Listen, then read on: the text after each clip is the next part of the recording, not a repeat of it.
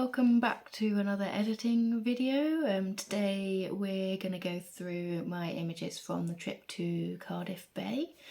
Very different style of photography to normal, more architecture focused.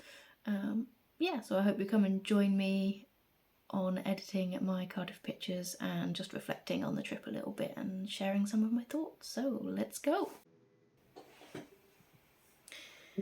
This was quite an interesting trip to Cardiff. I have been to Cardiff once before and done some photography actually, but I went to the castle and round the city a bit more, and this time I wanted to go down to the harbour bay. I think it's called Cardiff Bay, but it's a harbour anyway. So that was kind of my aim for this trip, was to go down there and take some images. I wasn't really completely sure what I was gonna get. I was actually pleasantly surprised. I did get some really nice photos, and there was a really, really bright sun when I was doing this. Very bright. But actually, I think I managed to use that to my advantage. It's not very often I think in black and white. I'm much more of a colour person. But I started thinking in black and white for this. And I think that was really my only option, because there weren't clouds in the sky at all. There was nothing. It was blue skies. But then it was so bright. But also, there's something about the architecture here that's quite old. And I always associate black and white with older photography, I think. So I think it worked quite well. There were some places like this with the white church against the blue and the brown, which I think worked really well. But yeah, definitely those cranes I thought looked really good in the black and white. So I was quite pleased with that, and it was another nice day out, to be honest. I got the train down, which was good. It takes me the same amount of time to get the train as it does to drive, and I don't have to worry about parking or paying for parking. I don't have to worry about driving in a city, which I'm never a huge fan of. So it was nice to just hop on a train. They do only run every hour, and I am very good any time I do that. I always get that they're just after a train's gone and then have to wait to get the next one, but that's fine. I really liked this one with the sort of crane in the front and then the other ones behind it. So when I first saw this crane, because it was so bright, I just thought it was black. It wasn't until I walked further along and looked back at it that I realised how blue it was. So that was quite funny. But the pigeons were sat on the wires as well, which I really liked. I was finding it hard to work out how to take a photo of it and how to edit this to get a bit of the context in. So you can see me cropping it quite a lot, and I'm just trying. I definitely want the birds, and I think I want the context of the crane, because otherwise it's just birds on wires, which I could have taken anywhere. And I also have this bit of a habit with reflections of turning them upside down to play on your mind a little bit. So there's definitely a few in this video that I've done that. I kind of flipped them upside down. I think I quite like the idea of somebody looking at it and thinking it's the right way up, and then going, hang on a second. Especially, a lot of the water in this video is quite smooth because it's a harbour, it's not open ocean. It's really quite smooth water, and it wasn't windy either.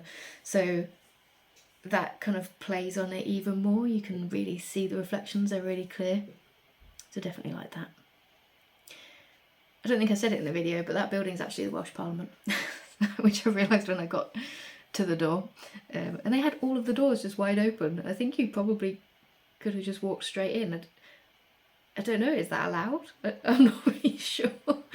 It seemed a bit weird that the Welsh Parliament building you could just walk into. There wasn't even any guard or anything stood outside. You'd think it would be a bit more serious than that, but clearly it's fine. Maybe they're more trusting in Wales, I don't know.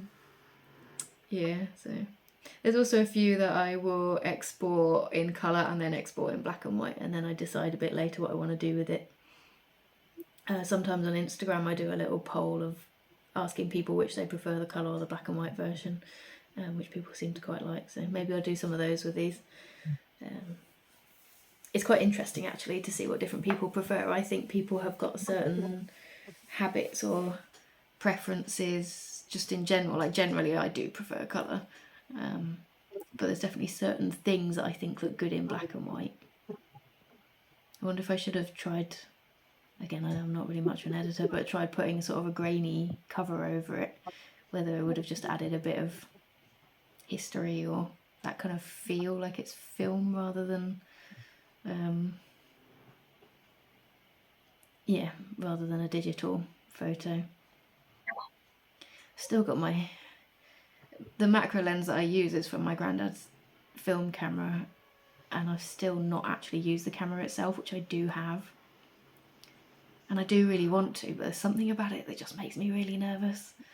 I'm not sure what it is, but there's something about it that I'm like, I think it's because you're limited to the amount of photos you can take, and you don't know whether you've got it right or not when you take it. So I think it's that. But my best friend from uni has got a film camera. Not that long ago started getting into photography. I'm going to say it's my fault, but I don't think it's got anything to do with me really. But yeah, I might have to go out with her and get her to show me what to do, and then maybe I'll get a bit more confidence. She lives quite far away, so we don't see each other that often, but maybe that's what we'll have to do for our next get together.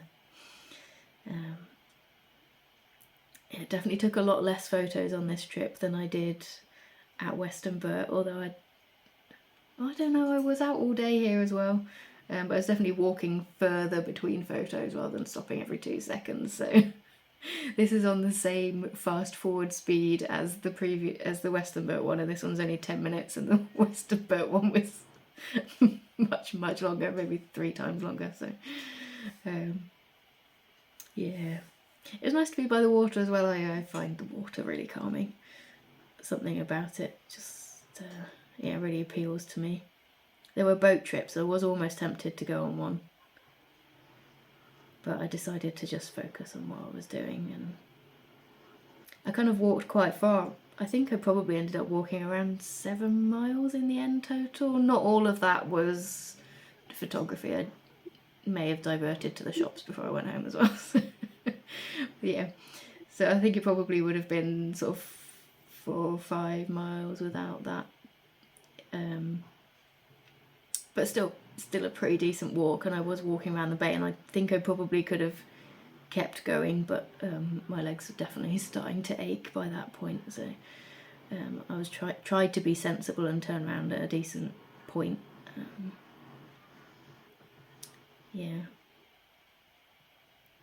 So I got quite far around by this point. I think there was a bench that I sat on, not surprisingly.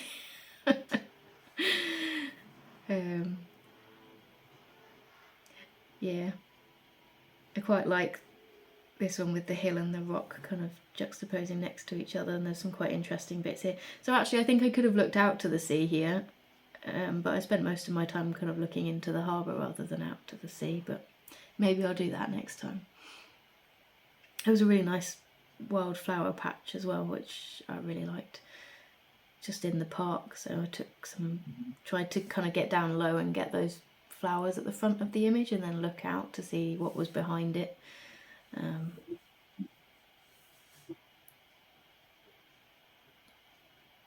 If in doubt, go black and white. It's also quite a good way to look at your your settings of your highlights and shadows and whites and blacks. If you convert it to black and white and then convert it back to colour afterwards, you're generally pretty spot on by that point. But I find that quite interesting. This is the enormous crocodile. There's an enormous crocodile statue. Which, if you know me, I love Roald Dahl. So I could see it on Google Maps. I could see that there was an enormous crocodile. So I was definitely aiming for that. I wasn't going to miss it. So they had a chair as well that was like the book open. I don't really know how to explain it. Half of it was kind of folded down that you could sit on, and the other half was the back of it, and it was the enormous crocodile Roald Dahl book. But it was the newer style front cover, whereas I prefer the older style, but that's probably just because I reminisce of childhood, and that's what I had in my childhood, and some of the books that we used to get in the cereal boxes as well. So yeah, a bit disappointed it was the old cover, but I'll let them off. It was still Quentin Blake's drawings, so. And he's always Roald Dahl. I can't cope with him being illustrating the David Walliams books. It just throws me off every time I see them. I'm like, oh, it's Roald Dahl. No, it's not. Yeah. Again, I'm playing with flipping around the reflections, which I quite like with the waves there as well. I liked these images, kind of looks like the buildings are floating, because the sky and the water are similar colours, so I thought that was quite interesting. And I liked the shape of this one in particular, as almost like an eye or a teardrop. Yeah, didn't really need the colours. This is a BBC building in Cardiff. There's some really weird shapes on it. It's a really odd looking building. Yeah, interesting. These are the last few then before I put my camera away, and then decided I better just get walking, otherwise I'd never get home again. So I hope you enjoyed seeing my editing from my Cardiff trip. If you did, please give the video a like. Let me know if you like photographing cities or you prefer countryside in the comments, and hit subscribe to see more videos. Thanks very much.